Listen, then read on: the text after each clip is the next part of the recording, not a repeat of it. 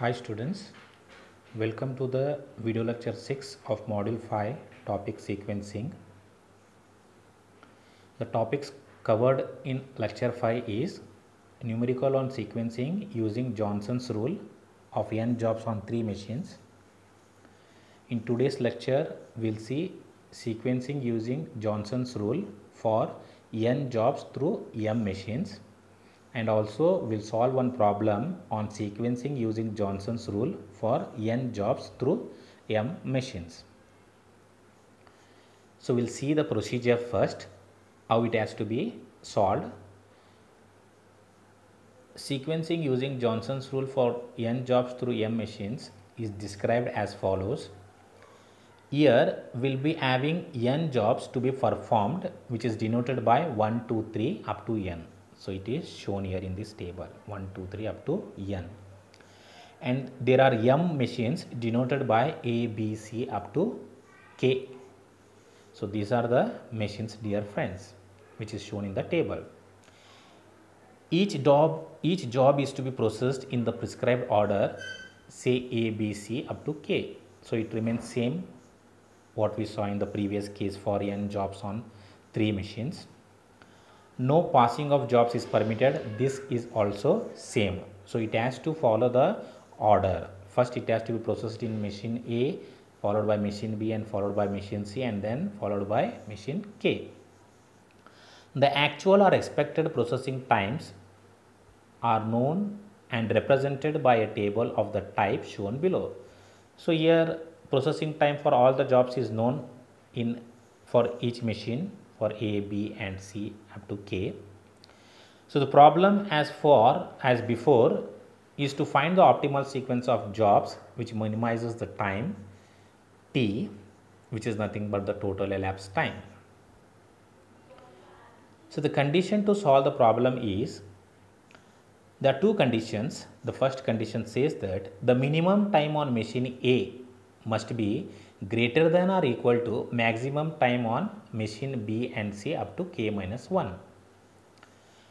Another condition is the minimum time on machine K must be greater than or equal to maximum time on machines of machine B, C and K minus 1. So what it indicates, whatever the first machine is there, the minimum time on that particular machine for all jobs should be greater than or equal to maximum time on remaining machines up to K minus 1, and the last machine should also have minimum time of that machine should be greater than or equal to remaining machines.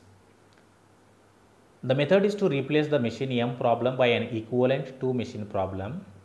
These two fictitious machines are denoted by A and B. We can say it as G and H also, as we have done it in the previous case for n jobs on 3 machines, and their corresponding processing times are given by AI is equal to A plus B plus up to K minus 1 and BI is equal to B plus A up to K. So what they say, minimum time of first machine should be greater than or equal to maximum time of B, C and K minus 1, and minimum time of last machine, that is kth machine, should be greater than or equal to maximum time of machines B, C up to K minus 1. Okay, any one of the condition gets satisfied, we can convert it into n jobs on 2 machine problem, and we can sequence it and calculate the total elapsed time and solve the problem. Now let us go to the problem, dear friends. The problem says that there are 4 jobs A, B, C and D which is to be processed on machines M1, M2, M3 and M4 in the order M1, M2, M3 and M4. The processing time in hours is given below. Find the optimal sequence. The processing times are given here, dear friends. So here this is the 8th machine and this is the K machine. I again repeat, this is the machine A and this is machine A according to the condition. Okay, M1 will be machine A and M4 will be machine K. We need to see that minimum time on machine A is greater than or equal to maximum time on machine B and C or not. B and C is what here? M2 and M3. or minimum time on machine K. Here K is nothing but M4, dear friends. We need to check whether it is greater than or equal to maximum time on machine B and C. So B and C is nothing but M3, M2 and M3. So let us check that. Let us go to the solution.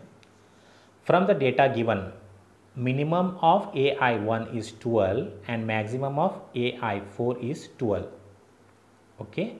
So minimum of M1 is 12, minimum of M4 is also 12. That is, minimum of machine A is also 12, minimum of machine K is also 12 as per the conditions given.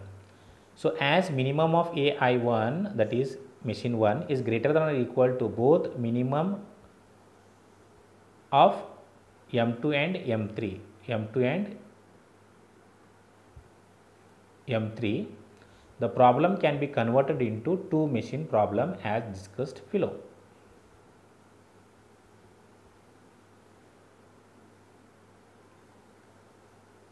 Okay, so it is taken wrong here. Okay, as minimum of machine M1 is greater than or equal to both maximum of M2 and maximum of M3, the problem can be converted into two machine problem as discussed above.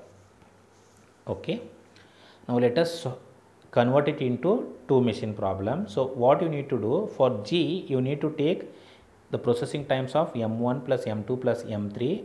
For H, you need to take M2, M3, M4.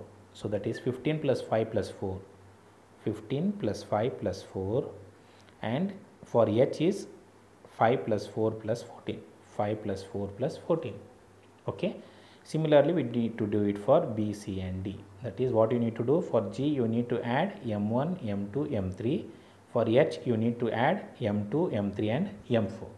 So once we add these and all, we apply Johnson's and Bellman rule to obtain the optimal sequence. If you compare the table, the minimum value is 19 and it corresponds to G column and for job D. So D is sequenced here.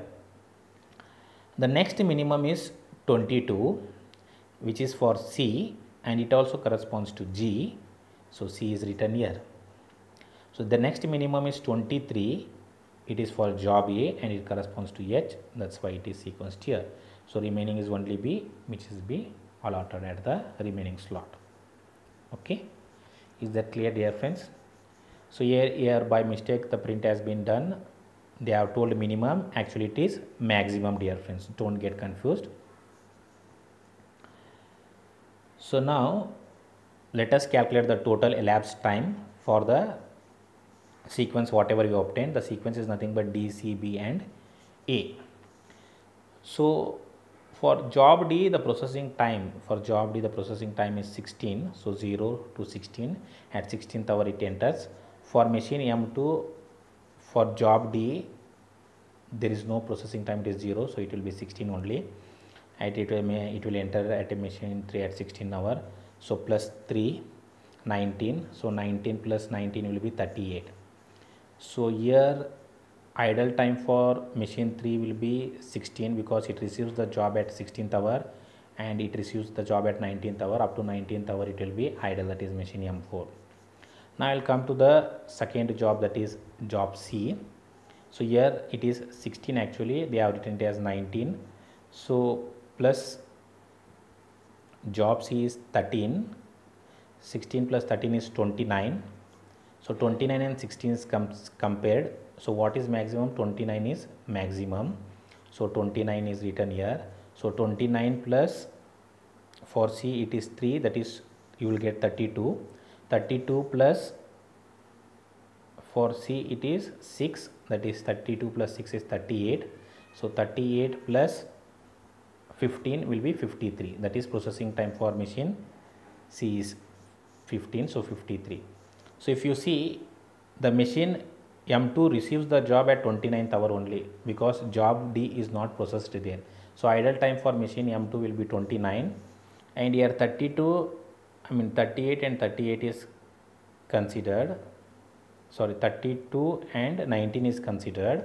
So after completing job D, the machine M3 is free, but it is receiving the job C at 32 hours. So 32 minus 19 will be 13. So idle time for M3 is 13 hours. So here 38 and 38, so no idle time for machine M4 in this case. Now I will come to machine job B. It will enter at 29th minute, it will enter at 29th hour. So for job D, the processing time is how much? 12 hour. 29 plus 12 will be 41. This 41 and 32 is compared. So 41 is maximum, it is taken here. For job B, it is 2 hours. 41 plus 2 is 43. 43 and 38 is compared. 43 is maximum, so 43 is taken. So it is 10 hours. 43 plus 10 is 53. 53 and 53 is compared, both are same. So 53 plus 12, it will be 65. It will be 65. So if you see, here it is 41, here it is 32. The machine M2 is free at 32nd hour but receives the job at 41 hour. So 41 minus 32 is nothing but the idle time of machine M2.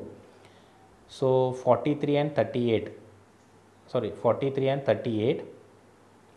the machine M3 is free at 38th hour but receives the job at 43rd hour. So 43 minus 38 will be 5 hours idle time of machine M3. Next for job A, 41. So what is the processing time? It is 15. 41 plus 15 is what? 56. 56 and 43 is compared. For 56 is maximum, so it is taken here. So plus 5, it is 61.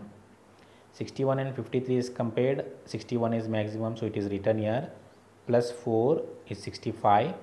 65 and 65, it is same. So 65 plus 14 is 79. So when the job A is processing at M2, M3, M4, M1 is free. So 79 minus 56 will give the idle time of machine M1. That is nothing but 23 hours. And next 61 and 53. 61 and 53. So how much you will get, dear friends? It is difference you need to calculate and you need to write year, that is 18 hours, because 79 minus 61 also need to be considered. 61 minus 79 is how much? We are getting 18 hours. We are getting 18 hours. So 65 minus 79 is nothing but how much? 41 hours is nothing but the idle time for M3. So you need to add these all to get the individual idle time for each machines. The total elapsed time is how much? 79 hours, which comes at the last. Hope you understood the problem. We'll meet in the next video lecture. Thank you.